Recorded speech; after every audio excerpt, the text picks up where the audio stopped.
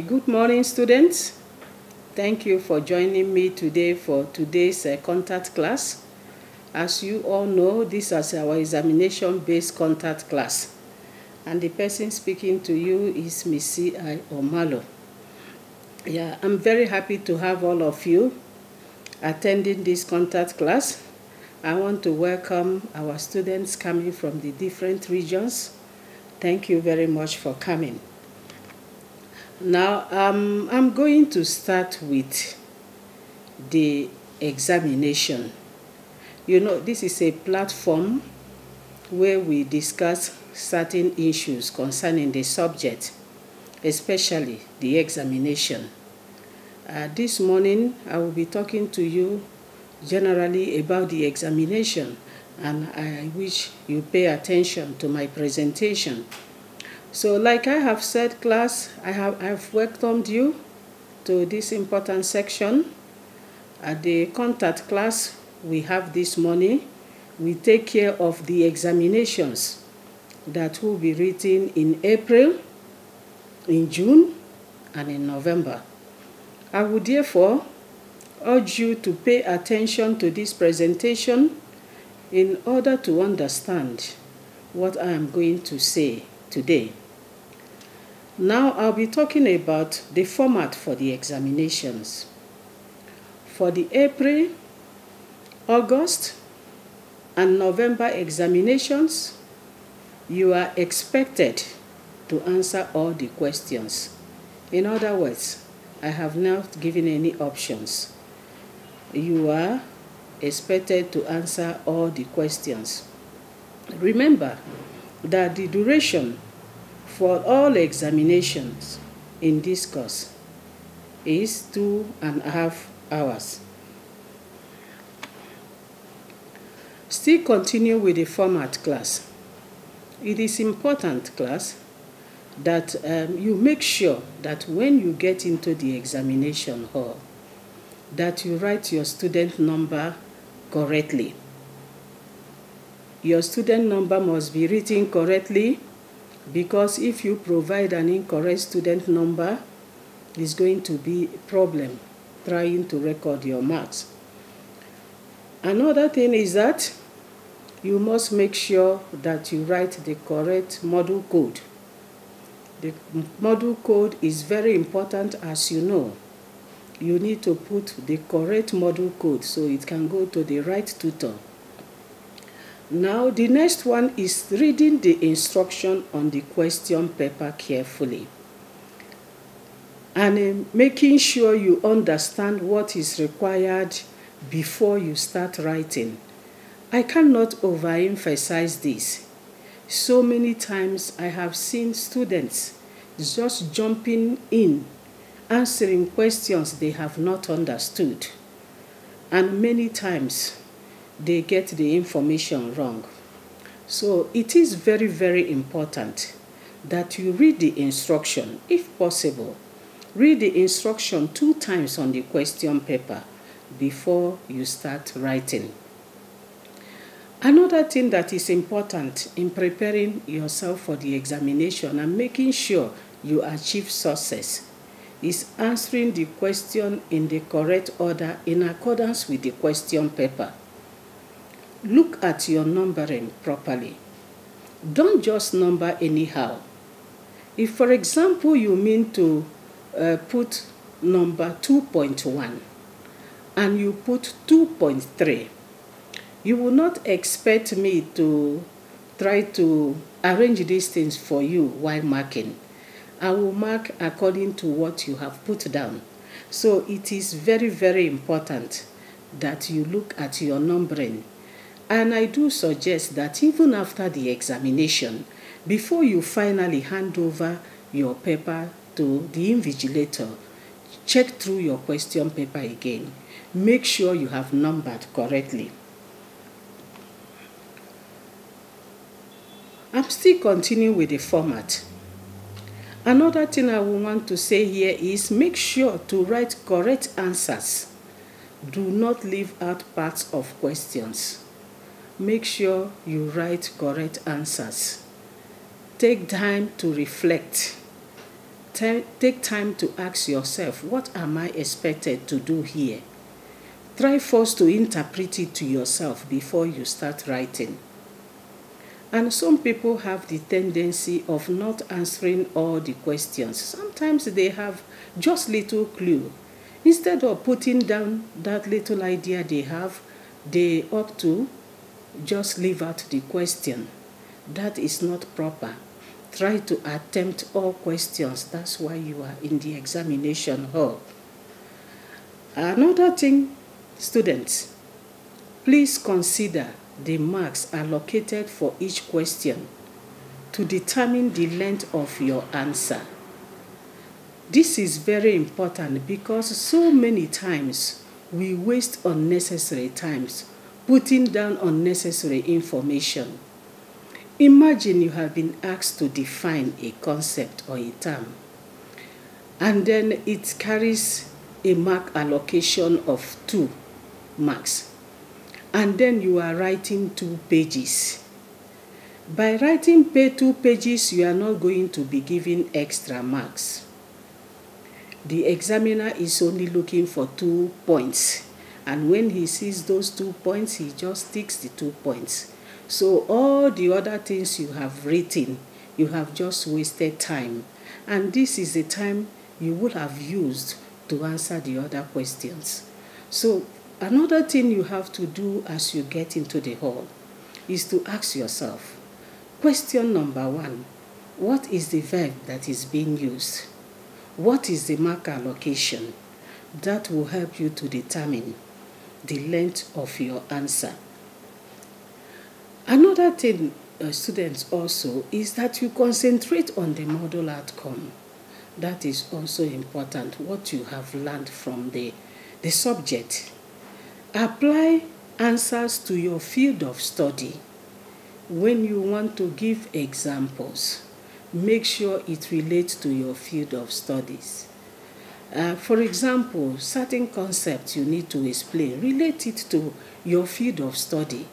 You will be able to give more appropriate example when you relate it to the field you are studying than when you relate it to some other fields that you don't even have clues about.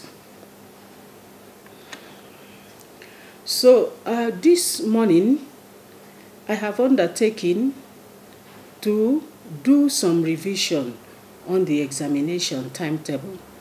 Revision in the sense that I'm going to be pointing to you some of the areas we need to focus on. So this presentation this morning covers the examination for April 2019, the examination for August 2019, and that of November 2019. You can take a pencil and pen and then jot down whatever you haven't understood from my presentation. And then you can call me later on my mobile. Then I will be able to clarify these things to you. Please, like I always say in this platform, always feel free to call me when you don't understand anything. But I will prefer you to call me from 5 o'clock. Then we will have time to talk. But if you call me before that time, I may not have time for you.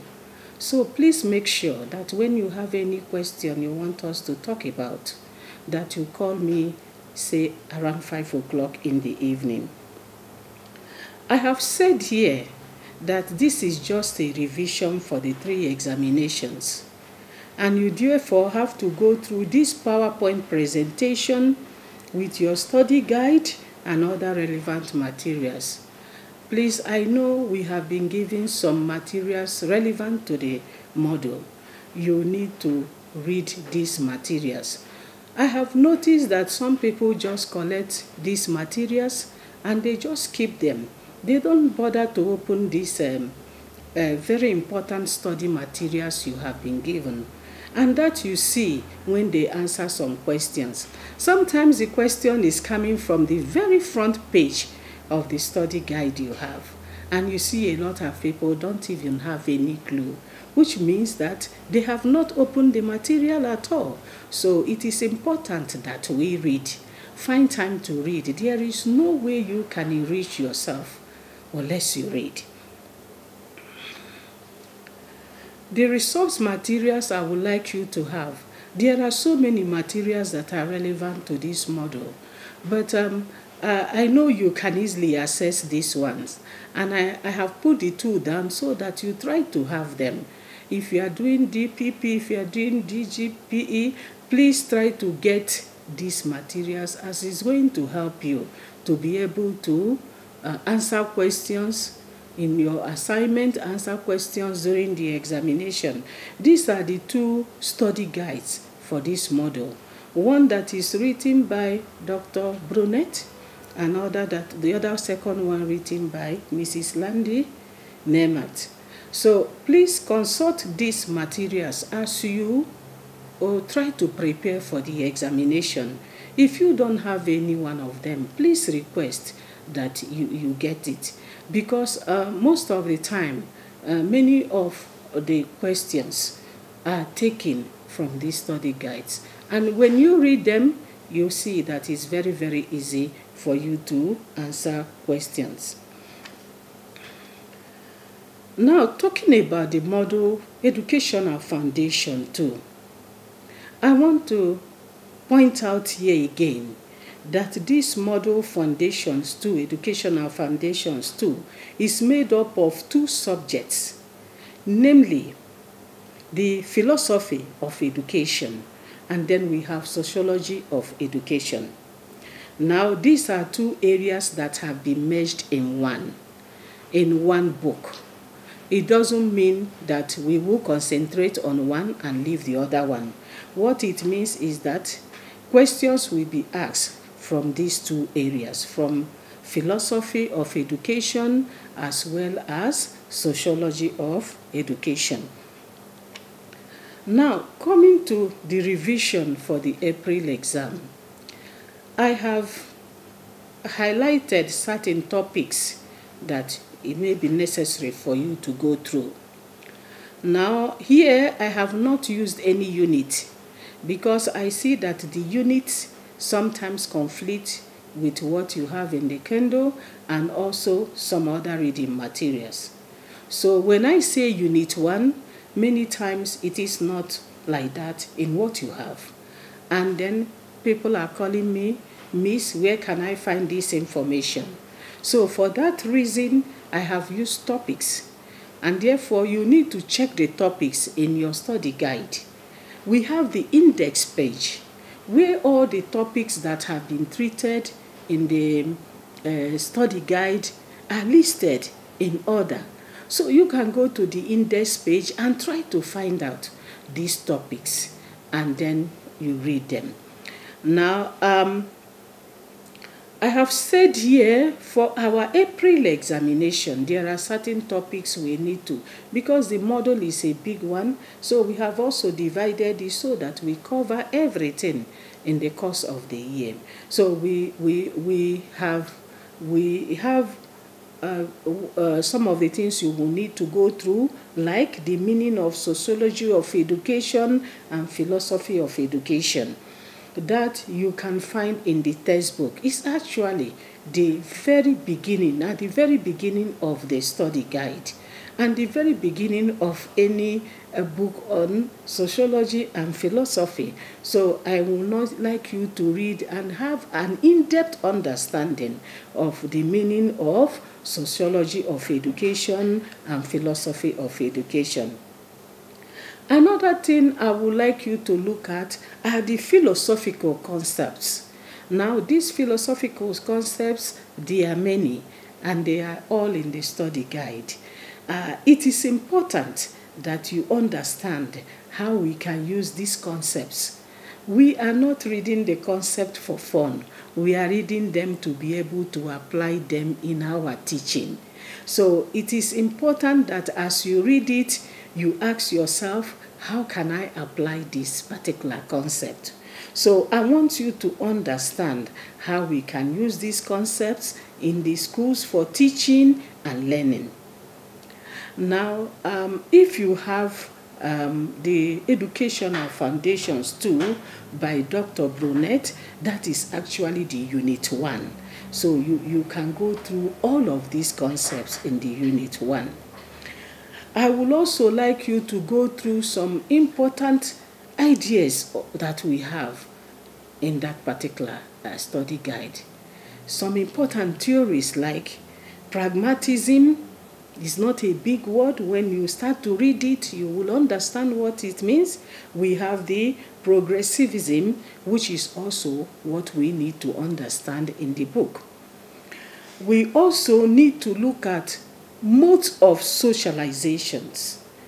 In this case, we will be looking at the explicit socialization and the role modeling. So we need to look at these ones. You need to go through them. Now, we also need to look at some of the agents of socializations and read in depth about them. Agents like the family, the peer group, the media of mass communication, public opinion, the school. How did they, help to us to get ourselves socialized? How do they play? What roles do they play in socialization? This you must try to read and understand. If we say the family is an agent of socialization, what does it mean? In what way do they play this role? Now, having said that, for this we can look at Unit 2, which is our Educational Foundations 2 by Dr. H.C. Brunet. We find all this information on socialization, agent of socializations. What do they do? You will find this information. Now, another one, the Unit 3, like I have said, it may not be like that in the study guide you have. So, but you can use the topic to be able to find out what unit it is in what you have. We have the Abraham Maslow's hierarchy of needs. I know many of you must have heard of Abraham Maslow, his hierarchy of needs, where he has categorized the different kinds of needs. Now, these needs are also present in children, and we want to see how these needs are being met by the child. Now, in order to understand this, you will need to read the Unit 3 of Educational Foundations 2, like I have said, written by Dr. Brunet. It is also in the other study guide. You just need to find the unit. Now, we also need to understand the family as the first and primary educational institution. We know that the family plays a very vital role in who we are, in who we become in future. So we need to really study the role the family plays. So we will be looking at the educational activities and styles of parents. We have parents that have different styles, and I would like you to read in depth about the different styles of parents and how they help to enhance or hinder the educational attainment of children. And our Unit 5, we will be dealing with analysis of educational law issues in Namibia. In that case, we will look at the general law, the laws guiding what we do. We need to understand we are not operating in a vacuum. We have rules and regulations that we need to abide by, and therefore it is absolutely necessary that an educationist like you or a potential teacher like you should be aware of these laws and be able to abide by them. So under the laws, we will be looking at the code of conduct for teachers. The code of conduct, the rules governing how we operate, how we do things, we'll be looking at, and the objectives for this code of conduct. Why do we need to have code of conduct? If we say we are teachers, we say we are already matured people, we are training, do we really need a code of conduct? So we want to look at the objectives of this code of conduct and what the code of conduct for teachers says. That's what we're going to be looking at, and that will come from the Foundations 2 by Mrs. Landy. Okay. We will also be looking at concepts like poverty, how, poverty is everywhere. Many times people say we can even smell poverty. Now we want to be looking at what are the causes of poverty and how we can minimize poverty.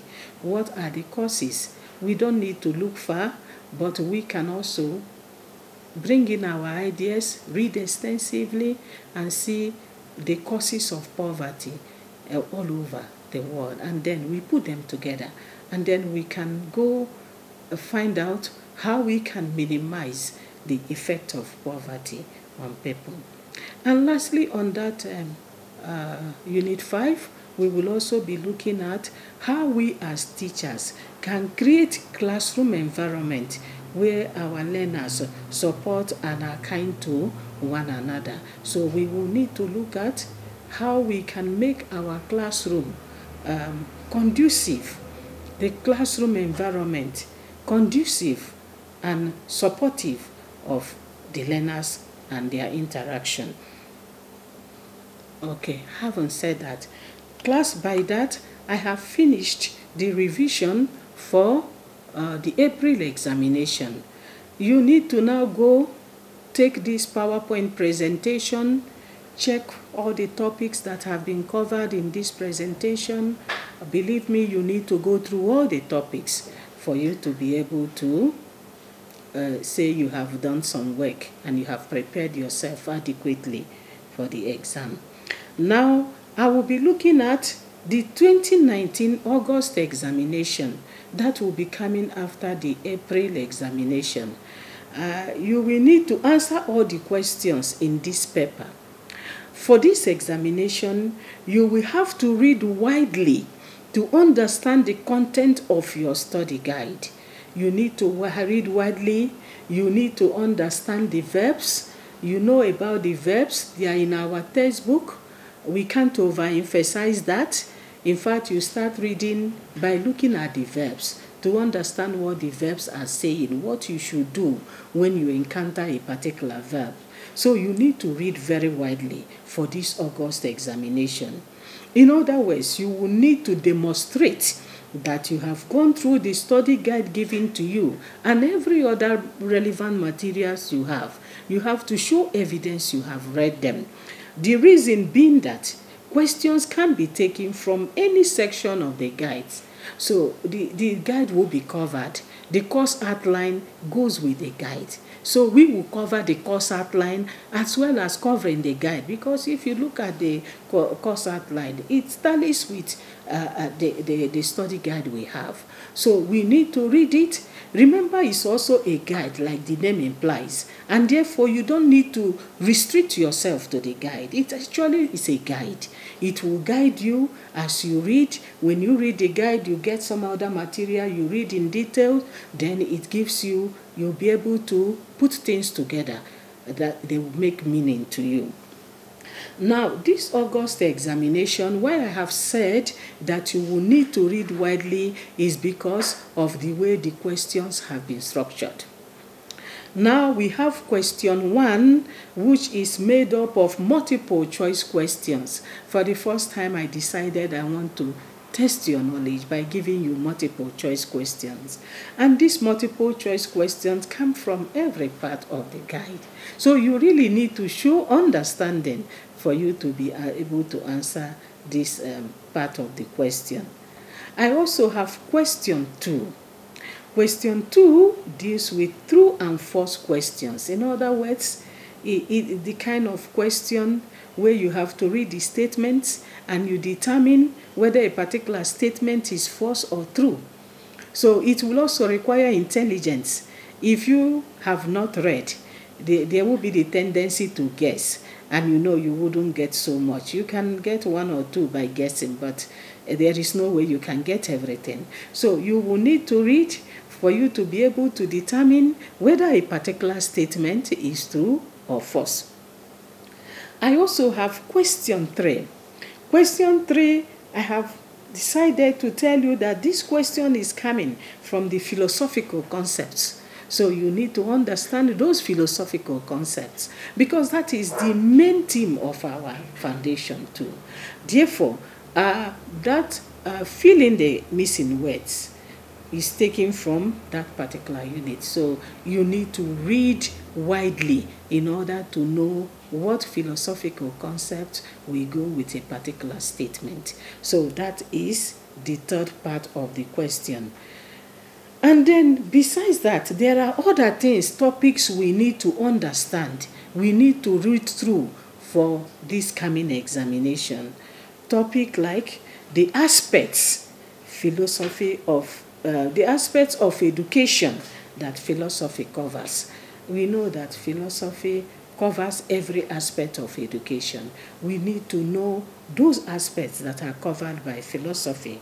We also need to know the different forms of education that the school provides. These are topics you need to search widely, and you need to read about these topics.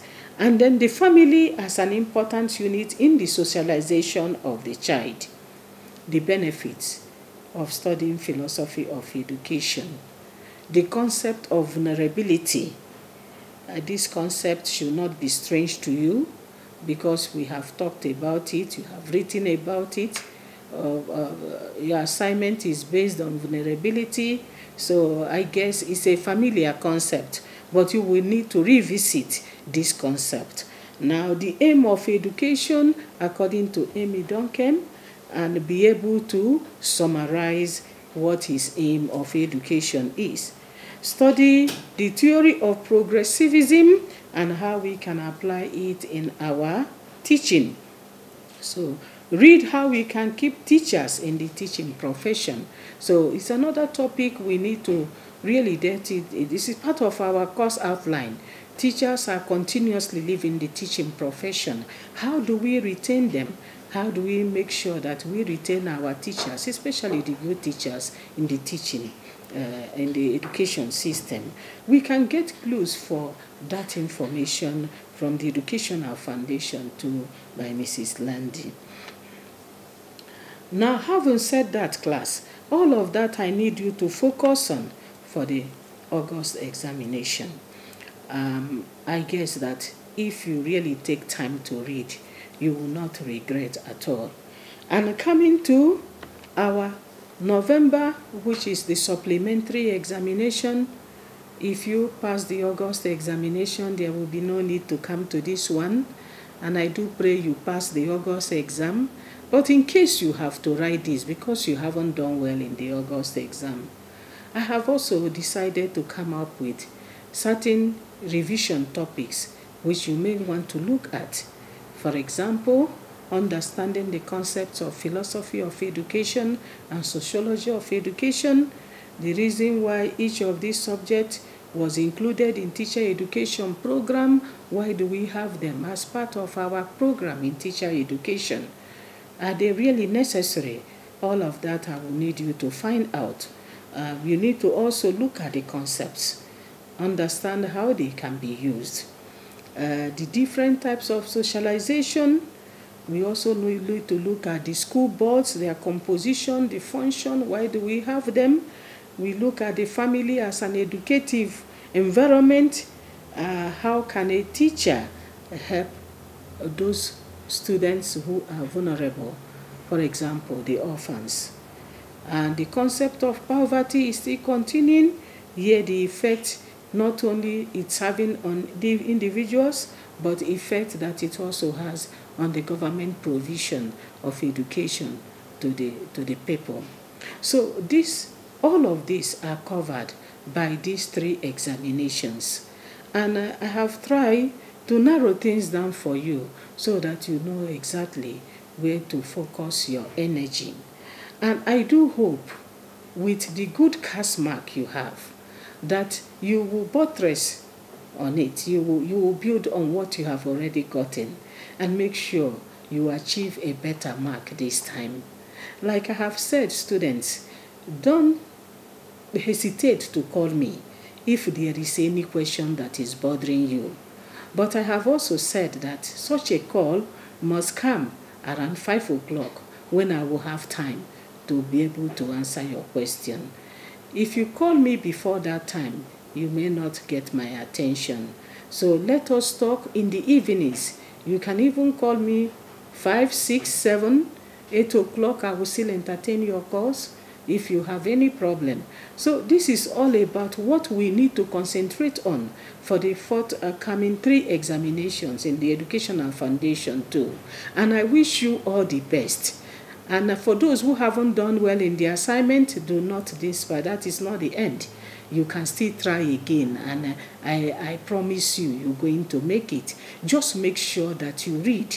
Reading is very, very vital, because I have seen that the problem I have with most of you is that you really do not read the questions. You just start answering questions without reading these questions carefully.